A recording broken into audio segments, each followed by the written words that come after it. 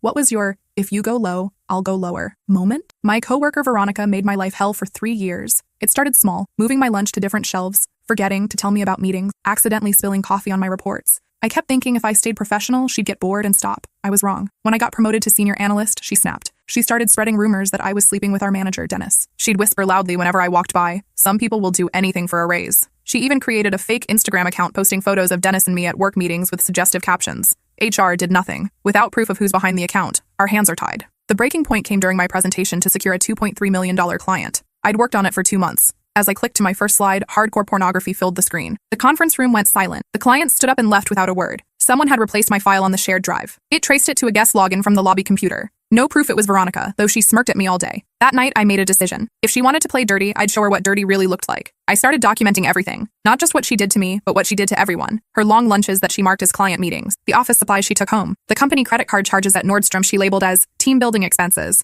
But that was just the beginning. I discovered Veronica had a side business selling our company's client list to competitors. She'd been doing it for years, using her assistant's login to access the database after hours. The total damage? Around $400,000 in lost contracts. I could have reported it immediately, but where was the poetry in that? Instead, I befriended her assistant, Meredith. Poor thing was miserable. Veronica made her work unpaid overtime, screamed at her daily, and took credit for all her work. Over coffee, Meredith mentioned she had recordings. "For my protection," she said, "in case she tries to fire me unfairly." "How many recordings?" I asked. "About 200 hours worth." We spent the next month building our case. Meredith had emails where Veronica explicitly discussed the client list sales, screenshots of her using racial slurs about our Asian colleagues, videos of her doing cocaine in the bathroom, the crown jewel, a recording of Veronica on the phone with her husband, planning to frame me for embezzlement if I ever challenged her again. She'd already started creating fake invoices with my signature. We were ready to strike when something unexpected happened. Veronica announced her pregnancy at the Monday meeting. Everyone congratulated her. She made a big show of how she'd finally have the family she'd always wanted, how her husband was over the moon. That afternoon, a woman appeared at reception asking for Veronica. She was crying, holding a baby. "Tell her Brad's other wife is here," she said.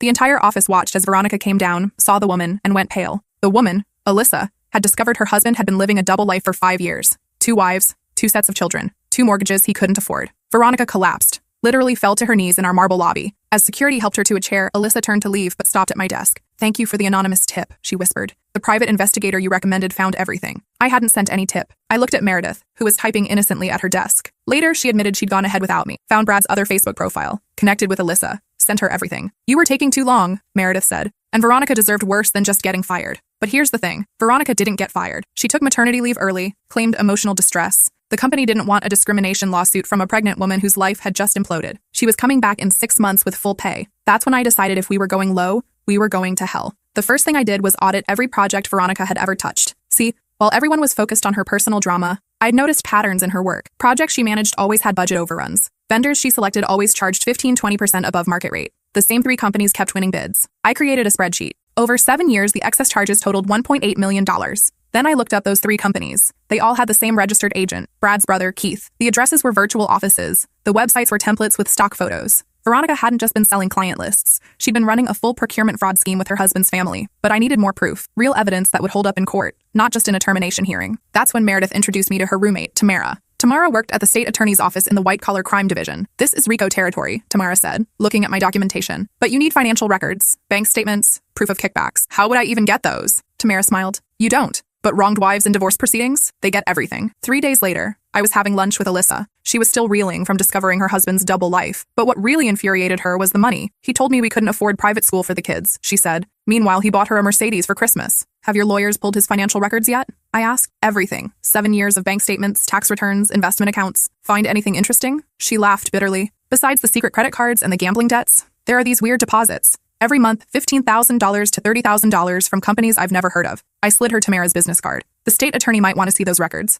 While that investigation started, I focused on protecting myself and Meredith. Veronica might have been on leave, but she had allies in the office. Her best friend Diane from accounting had already started spreading rumors that I'd orchestrated Veronica's downfall out of jealousy. So I got creative. I started a weekly women in business lunch group, invited every female employee except Diane. During our 3rd meeting, I casually mentioned how hard it must be for Diane, being Veronica's only real friend. "What do you mean?" asked Priya from marketing. "Oh, you didn't know? Diane's been covering for Veronica's vendor fraud for years. Signed off on all those inflated invoices. Either she's incompetent or complicit." The room went quiet. Then Rochelle from legal spoke up. "Diane approved a $50,000 payment to a vendor that doesn't exist. I flagged it last year, but she said it was a clerical error." "Mine was $30,000, added Trinity from operations. "Same excuse." By the end of lunch, we'd identified 12 suspicious transactions Diane had personally approved. That afternoon, Diane was escorted out pending investigation. But Diane didn't go quietly. She sent a group email to the entire company before security could revoke her access. The subject line: "The truth about your whistleblower hero." In it, she claimed I'd been planning Veronica's downfall since day one, that I'd seduced Dennis first, then blamed Veronica when it went sour, that I was the one selling client lists and framing others. She even included Photoshopped screenshots of fake conversations. Most people saw through it immediately, but some didn't. A faction formed, mostly men who'd been passed over for promotions, people who owed Veronica favors, and a few who just enjoyed drama. They started their own whisper campaign, said I was a snake, a manipulator, that I'd destroy anyone who got in my way. One morning, I found my car keyed in the parking garage. "Liar" scratched across the hood. Security footage showed a figure in a hoodie, face obscured, but I recognized the walk. It was Wayne from IT, Veronica's ex-boyfriend from before Brad. He'd been helping her access systems she shouldn't have been able to reach. I didn't report it. Instead, I had Tamara run a background check on Wayne. Turns out he had 2 DUIs and was 1 violation away from losing his license. I also discovered he'd been using company computers to mine cryptocurrency after hours, running up our electricity bill by $30,000 over 2 years. I compiled the evidence and left it in an anonymous envelope on Bethany Chen's desk when she started as our new CEO. Wayne was gone by the end of the week, arrested for theft of company resources. A month into Veronica's leave, her husband Brad showed up at the office. He looked haggard, unshaved, wearing a wrinkled suit. He cornered me by the elevators. "You destroyed my family," he hissed. "You destroyed your family when you married 2 women," I replied calmly. "Veronica's having complications because of the stress. If she loses this baby, then maybe she'll understand how Alyssa felt when she lost her marriage." He grabbed my arm, hard enough to bruise. That's when Gerald from security appeared, all 6'4" of him. "Sir, you need to leave, now." Brad let go but leaned in close. "This isn't over." "You're right," I said. "The FBI raid isn't scheduled until next week." His face went white. He stumbled backward, then practically ran to the exit. I didn't actually know about any FBI raid, but guilty people fill in their own blanks. Sure enough, Brad fled the state that night, tried to empty the bank accounts, but Alyssa's lawyer had already frozen them. He made it as far as Miami before the federal marshals picked him up at the airport with a one-way ticket to Costa Rica. The investigation into Brad revealed more than anyone expected. He hadn't just been running shell companies with Keith. He had connections to a money laundering operation that went through 3 states. The kickbacks from Veronica's vendor fraud? They were being washed through a casino in Atlantic City, then invested in real estate under false names. The FBI found 17 properties purchased with stolen funds. Total value, $4.2 million.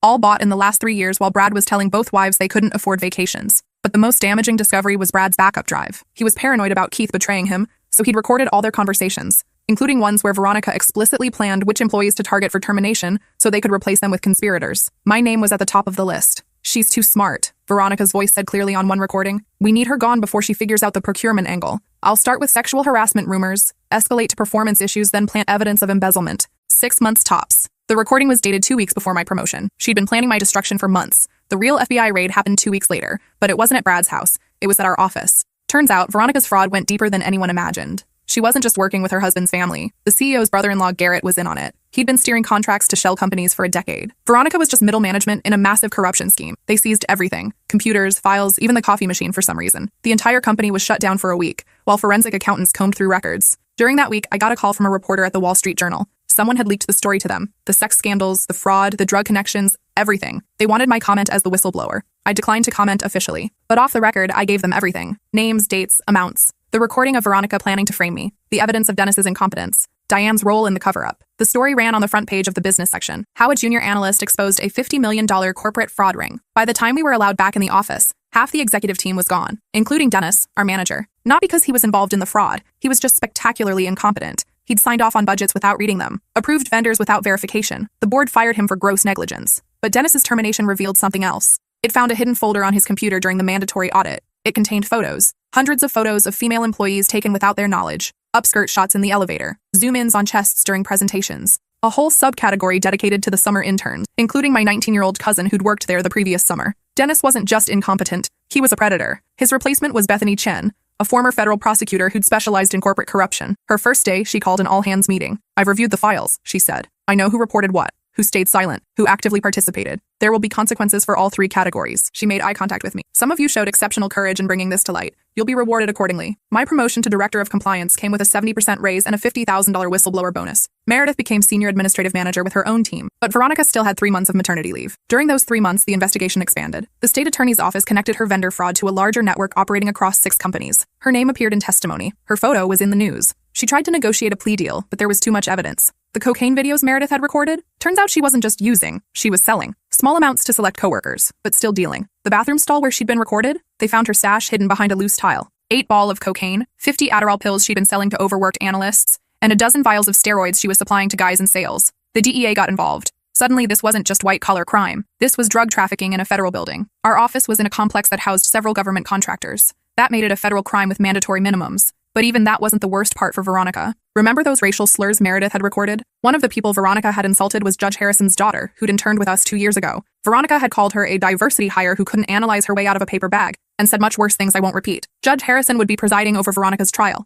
Veronica's lawyer immediately filed for a different judge, citing potential bias. The motion was denied. Judge Harrison stated he could remain impartial, despite personal connections to the case. 2 months into her leave, Veronica called me. It was 2 a.m. "Please," she sobbed. "I need this job. Brad's gone. His debts are all in my name too. If I don't have income, I'll lose everything." "You should have thought about that before you destroyed my presentation." "That wasn't me. It was Diane. She thought it would be funny. But you knew about it." Silence. "You knew, and you let it happen." "I was jealous," she admitted. "You're younger, smarter, everyone likes you. Dennis was always praising your work. I wanted you to fail just once." "Well, congratulations. You got your wish." "I did fail. That client went to our competitor. The company lost millions." "I'm sorry. I'm so sorry. Please, I have a baby coming. I need health insurance." "Actually," I said, "you have 2 babies coming." "What?" "Brad's other wife is pregnant too. Due 3 weeks after you." "Funny how that worked out." She went quiet for a long moment, then her voice changed, dropped the sob story act. "You think you've won," she said coldly. "But I know things. About you. About your family. That cousin of yours who interned here. I know what she did with Dennis. I have photos." My blood ran cold. "You're lying." "Am I?" "Check your email." I did. There was a photo of my cousin at the company party, clearly drunk, with Dennis's arm around her. Nothing explicitly incriminating, but suggestive enough to damage her reputation. "That's just the preview," Veronica continued. "I have video from Dennis's office. Your sweet little cousin earning her recommendation letter the hard way. She would never. Doesn't matter what really happened, only what it looks like. Drop the investigation or this goes viral." I hung up and immediately called my cousin, Brianna. She was in her junior year at college, applying to law schools. "Did Dennis ever—" I couldn't finish the sentence. She broke down crying. "He said if I didn't, he'd blacklist me. Make sure I never got hired anywhere." I was so scared. I didn't know what to do. "Did you report it?" "To who?" "HR was his drinking buddy. You saw how they protected each other." "Veronica has video." "What?" "No, that's impossible. It only happened once, in his office after—" She stopped. "Oh God, he recorded it?" The next morning I called Tamara. "Veronica's trying to blackmail me with revenge porn of my cousin." "That's a federal crime," Tamara said immediately. "And if Dennis recorded it without consent, that's another crime. If your cousin was drunk, that's a third." "How old was she?" 19. "And Dennis was?" 43. Jesus Christ. Okay, here's what we're going to do. The plan was simple. I'd arrange another call with Veronica, get her to admit to the blackmail on recording. Meanwhile, Tamara would get a warrant for Dennis's home and office electronics. But Veronica was smarter than that. When I called her back, she spoke in code. "I hope your cousin's law school applications go well," she said sweetly. "It would be a shame if certain parties saw documentation of her extracurricular activities. What do you want?" "You know what I want. Make this all go away." "I can't do that. The FBI is involved now." "Then you better find a way, or sweet little Brianna becomes internet famous." I wanted to reach through the phone and strangle her. Instead, I said, "Give me 48 hours. During those 48 hours, a lot happened. First, the FBI raided Dennis's house. They found his collection, over 10,000 files, videos and photos of at least 40 women, including 6 minors who'd been part of a high school mentorship program. The FBI tech specialist called it one of the largest voyeur collections they'd seen from a corporate environment. Dennis had installed hidden cameras throughout his office. Every meeting, every performance review, every closed-door conversation had been recorded, including his encounters with my cousin and 3 other interns over the years. But here's where it gets interesting. Dennis was paranoid about getting caught, so he'd installed cameras to watch his cameras. Meta surveillance. Those recordings showed Veronica entering his office after hours with a USB drive. She'd copied specific videos, the ones with my cousin and 2 other women who'd later opposed her in meetings. She'd been building a blackmail library. The FBI arrested Dennis at his new job. His laptop was open to an encrypted folder labeled Insurance. Inside were recordings of his conversations with Garrett, the CEO's brother-in-law. They'd been running their own side operation, selling access to government contracts using Dennis's connections from his previous job at the Department of Defense. Dennis, trying to save himself, immediately flipped. He gave up everything, including the fact that Veronica had been the one to suggest recording the women in the first place. She said it would be useful to have leverage, Dennis told investigators, said we could control anyone who tried to stop us. The next morning, 3 days before her maternity leave ended, Veronica was arrested at her OB-GYN appointment. They waited until she was in the waiting room, surrounded by other pregnant women, to minimize flight risk. She was charged with 47 counts of fraud, conspiracy, money laundering, drug distribution, and now extortion and distribution of non-consensual pornography. The cocaine thing really screwed her. What might have been 5-10 years became 25-30. But here's where the story gets interesting. During her trial, Veronica's lawyer played a sympathy card. Poor pregnant woman, betrayed by her husband, manipulated by criminals, trying to provide for her baby. It might have worked. Except for one thing. The baby wasn't Brad's. The paternity test, ordered as part of the divorce proceedings, showed the father was Dennis, our former manager, the one who'd been fired for incompetence. Remember those rumors Veronica spread about me sleeping with Dennis? Classic projection. Dennis had been having an affair with Veronica for 3 years. He'd been approving her fraudulent budgets because she was blackmailing him with recordings of their encounters in his office. Recordings that explicitly discussed him fast-tracking her promotions in exchange for continued favors. But there was another layer. Veronica hadn't just been blackmailing Dennis. She'd been using him to record other women, then using those recordings to blackmail them too. A pyramid scheme of sexual exploitation. One of those women was Patricia, our former head of internal audit. She'd discovered discrepancies in Veronica's expense reports 3 years ago. Before she could report it, Veronica showed her a video of Patricia with Dennis at the Christmas party. Patricia had been drunk, recently divorced, vulnerable. The video made it look consensual, but Patricia had no memory of it happening. Patricia quit the next day, moved to another state, but when she heard about the investigation, she came forward. "I've been in therapy for 3 years," she told the court. "I attempted suicide twice because of what they did to me." Then came Natalie from product development. She deposed Veronica's vendor selection in a meeting. 2 days later, Veronica threatened to send an edited video to Natalie's husband, made it look like she was having an affair with Dennis when really she'd just been fixing her skirt after standing up from a chair. The angle, the editing, it was crafted to destroy her marriage. 7 women total came forward during the trial, each with a similar story. Each had opposed Veronica in some way. Each had been threatened with manufactured evidence of sexual impropriety. Dennis was charged with 180 counts of voyeurism, sexual coercion, and creation of child pornography for the videos of the minor mentees. He got 45 years. He'll die in prison. The trial was a sensation. Every day brought new revelations. Veronica hadn't just been running fraud. She'd been collecting blackmail on half the company. She had photos of the CFO at a strip club using the company credit card, videos of the head of HR doing cocaine with Diane, recordings of board members discussing illegal stock trades. She'd been planning to take over the entire company through extortion. The prosecutor called me as a witness. For 3 days, I testified about everything I'd discovered. The defense attorney tried to paint me as vindictive, jealous, conniving. "Isn't it true you orchestrated this entire investigation out of spite?" he asked. "No," I replied. "I orchestrated it out of self-preservation." Veronica was planning to frame me for embezzlement. I have the recording. The courtroom gasped when they played Veronica's call with Brad, discussing how they'd doctor invoices with my signature. "She drew first blood," I said, looking directly at Veronica. "I just made sure she bled out." The prosecutor then asked me about my cousin. "How did you feel when you learned what Dennis had done to her?" "Homicidal," I said honestly. But then I realized prison would be worse than death for him. A former DOD contractor who secretly recorded minors? He won't last long. "Objection!" Veronica's lawyer shouted. "The witness is speculating about prison conditions." "Sustained," Judge Harrison said, but he was clearly disgusted by what he'd heard. During closing arguments, the prosecutor played a montage of Veronica's recordings, her laughing about destroying that bitch, me, her calling her assistant too stupid to realize what's happening, her telling Brad that prison was for peasants who get caught. The jury deliberated for 2 hours,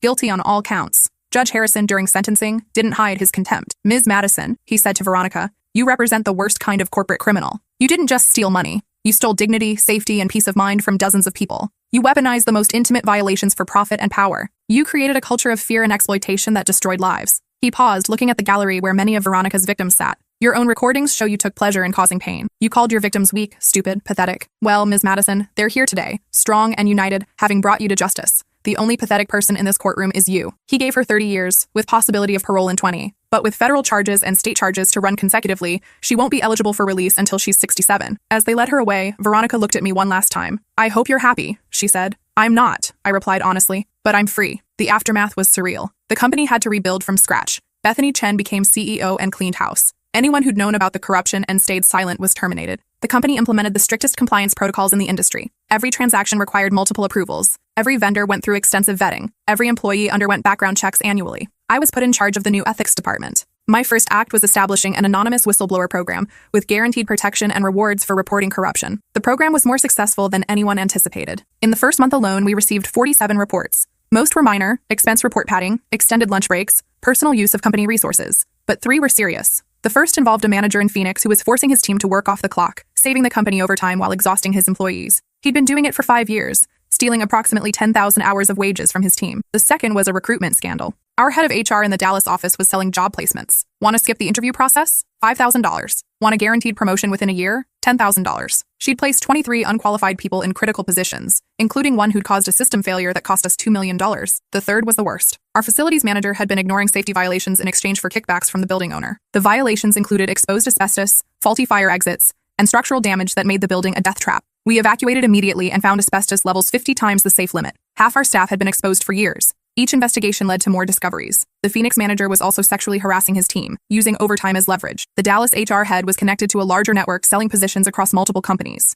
The facilities manager had done the same thing at 3 previous companies, leaving a trail of sick employees who developed respiratory problems. Bethany Chen gave me full authority to clean house. In 6 months, we terminated 73 employees for various violations. Another 40 resigned when they realized they were under investigation, but we also implemented reforms. Mandatory ethics training that actually meant something, using real cases from our company, including Veronica's. Rotation of audit responsibilities, so no one person could control oversight. A buddy system for large transactions where 2 unrelated employees had to sign off. Most importantly, we created a victims fund, using the restitution money from Veronica, Dennis, and the others. We set up a program to help employees who'd been harmed. Therapy for those who'd been recorded. legal assistance for those who'd been blackmailed, financial compensation for those who'd lost promotions or raises due to the corruption. My cousin Brianna was our first beneficiary. We paid for her therapy, her law school tuition, and hired the best lawyer in the state to ensure all recordings of her were destroyed and that she could sue Dennis's estate. She graduated summa cum laude and now works for the DOJ prosecuting corporate crime. You saved my life, she told me at her graduation. When Veronica threatened to release that video, I was ready to give up everything. Drop out,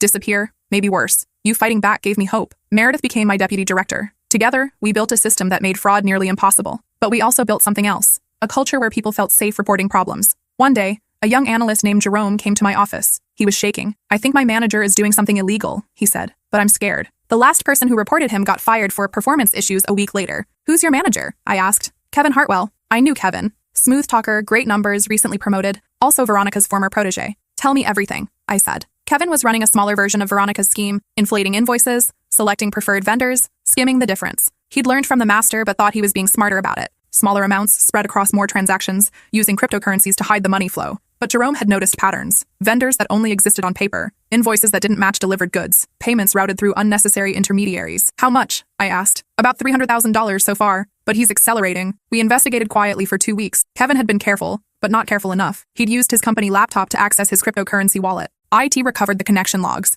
The wallet contained exactly the amount missing from the inflated invoices. But then we found something else. Kevin wasn't working alone. He had a network of 5 other Veronica proteges across different departments. They called themselves the Legacy, continuing Veronica's work, but smarter. They communicated through a gaming platform, thinking it was secure. It wasn't. Our new security system flagged unusual network traffic and traced it back to them. Their conversations were damning. Veronica was too greedy, Kevin wrote. Too obvious. We keep it under 2% and no one notices. The new compliance bitch thinks she's so smart, wrote Candace from procurement, but she's focused on the big fish. We're the minnows. Just 6 more months and we'll have enough to disappear, added Roberto from finance. They'd stolen $1.7 million collectively and planned to frame Jerome for it when they left. I brought it to Bethany immediately. How do you want to handle this? She asked. Publicly, I said. Make an example of them. The next Monday, during the all-hands meeting, Bethany announced a surprise audit. As she spoke, security officers entered and stood by the exits. We've discovered another corruption ring, she said. Learning nothing from their mentor's fate, 6 employees thought they could continue her legacy. She named them. The room gasped. These were rising stars, well-liked, seemingly above suspicion. They called themselves the Legacy, Bethany continued.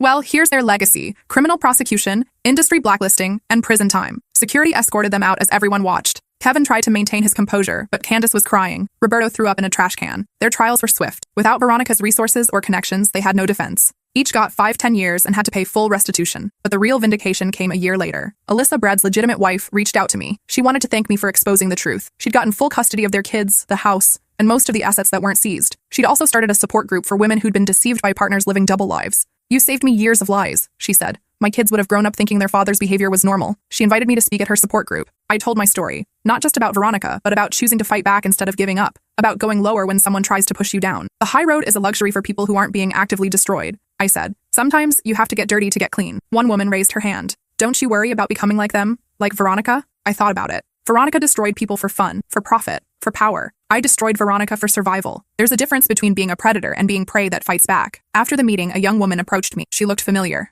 I'm Christina, she said. Veronica's sister. I tensed, ready for confrontation. I wanted to thank you, she continued. My family always knew something was off with Veronica, but we could never prove it. She destroyed our mother's credit, stole our grandmother's inheritance, got our brother fired from 3 jobs. You did what we couldn't. She handed me an envelope. This is from our grandmother. She wanted you to have it. Inside was a check for $10,000 and a note for standing up to my granddaughter when her own family couldn't. I donated the money to Alyssa's support group. 3 years have passed since Veronica went to prison. The company is thriving under Bethany's leadership. We've won awards for corporate transparency and ethical business practices. Our stock price has tripled, but the story doesn't end there. Last year, I got a call from a federal prosecutor in New York. They were investigating a massive corporate fraud scheme. Dozens of companies, billions of dollars, connections to organized crime. We keep seeing the same name in recovered documents, he said. Someone taught these people how to run procurement fraud and sexual blackmail operations. Veronica, I said. She was running seminars from prison, using her lawyer to pass information. We think she trained over 50 people before we caught on. They needed someone who understood her methods to help unravel the network. I spent 6 months consulting for the DOJ, analyzing patterns, identifying tells, teaching investigators how to spot Veronica-style fraud. We identified 37 active operations across the country, all using her playbook. Infiltrate through charm and false competence. Identify and compromise key personnel. Gather blackmail material via sexual exploitation. Create shell companies for procurement fraud. Build protection through mutual culpability. Destroy anyone who asks questions. The investigation led to 200 arrests and recovered $400 million.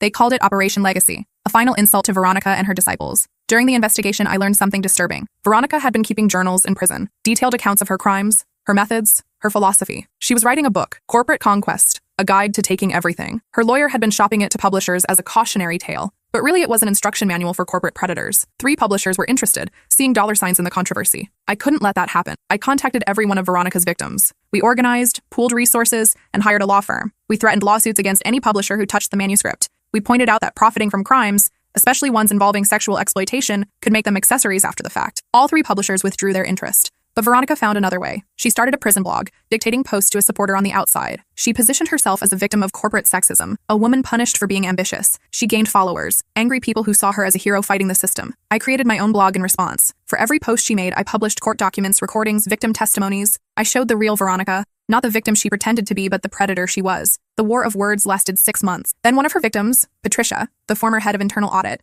did something brilliant. She sued Veronica for intentional infliction of emotional distress. The case was solid, the damage documented. The court ordered Veronica to pay $2 million in damages. Since Veronica had no money, the court ordered any future earnings, including book deals, speaking fees, or blog monetization, to go to Patricia first, then to the other victims in order of their lawsuits. Veronica would never profit from her crimes, but she had one more card to play. From prison, she reached out to a documentary filmmaker known for sympathetic portrayals of convicted women. She promised exclusive interviews, access to her journals, the real story of her downfall. The filmmaker, Desiree Blackwood, contacted me for comment. I agreed to meet her. Veronica says you orchestrated everything, Desiree said, that you were the real criminal who framed her. I laughed. Did she mention the recordings of her planning to frame me? The cocaine dealing? The sexual blackmail? She says those were taken out of context or fabricated. I pulled out my laptop and played Desiree the full recordings. 2 hours of Veronica describing, in detail, how she destroyed people for fun, how she picked victims based on vulnerability, how she got sexual pleasure from watching people cry. Desiree went pale. This isn't what she told me. Veronica is a sociopath, I explained. She mirrors what people want to see. For you, she's playing the wronged woman, because that fits your brand. But she's a predator,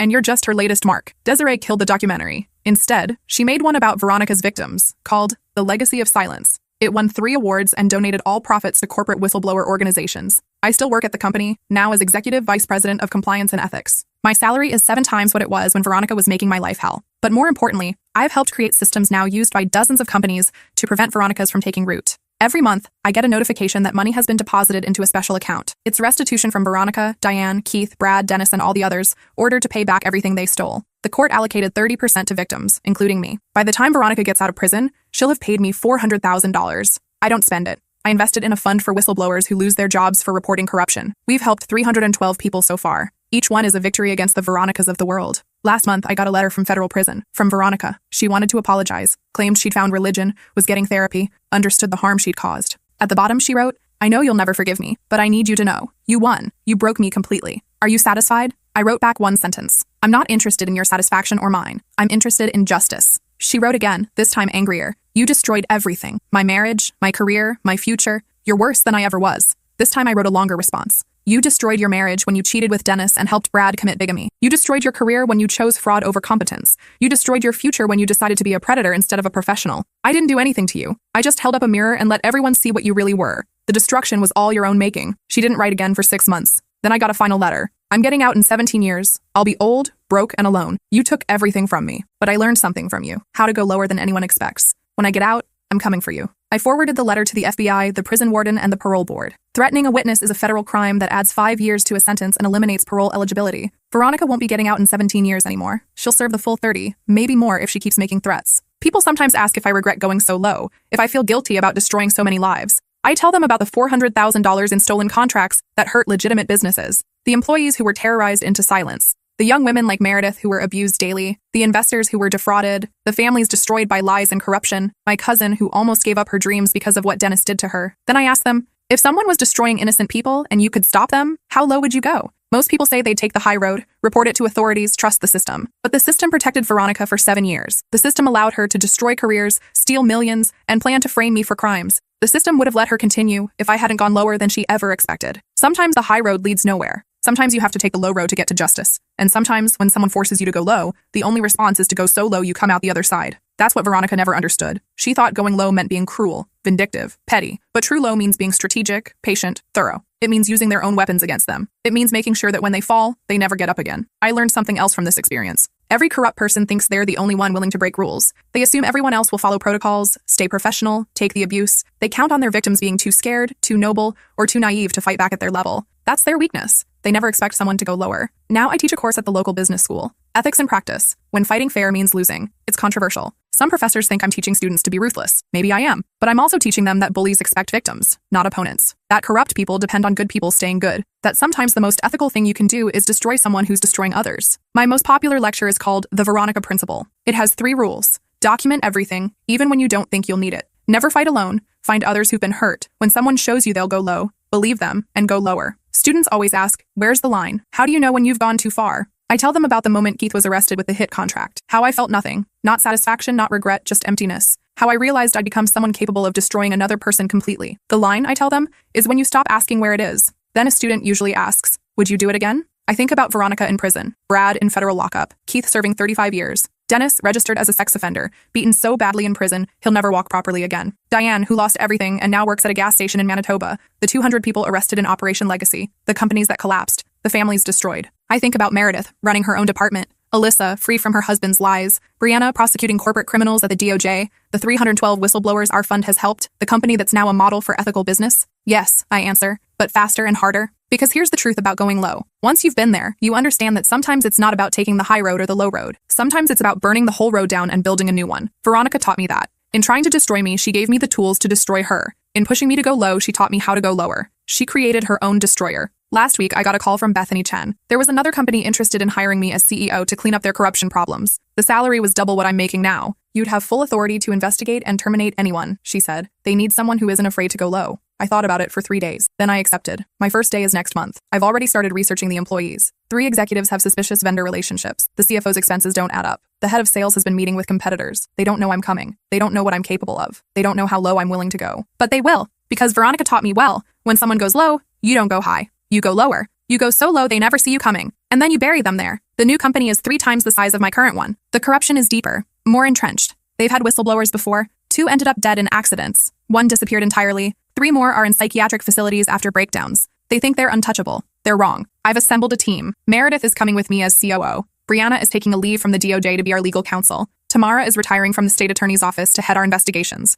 We've recruited forensic accountants, former FBI agents, even a reformed hacker who spent 5 years in federal prison for exposing government corruption. We call ourselves the Cleaners. Ironic, given that was the name of Keith's fake hitman. Our first target is the current CEO, Jonathan Blackstone. He's been running the company like a personal kingdom for 15 years. Sexual harassment settlements buried in NDAs. Whistleblowers destroyed through lawsuits. Competitors sabotaged through corporate espionage. He has no idea what's coming, but I do. Because Veronica taught me everything I needed to know about destroying predators. And Jonathan Blackstone? He's about to learn what going low really means. The war starts next month. And this time, I'm not waiting for them to strike first. This time, I'm going lower from day 1.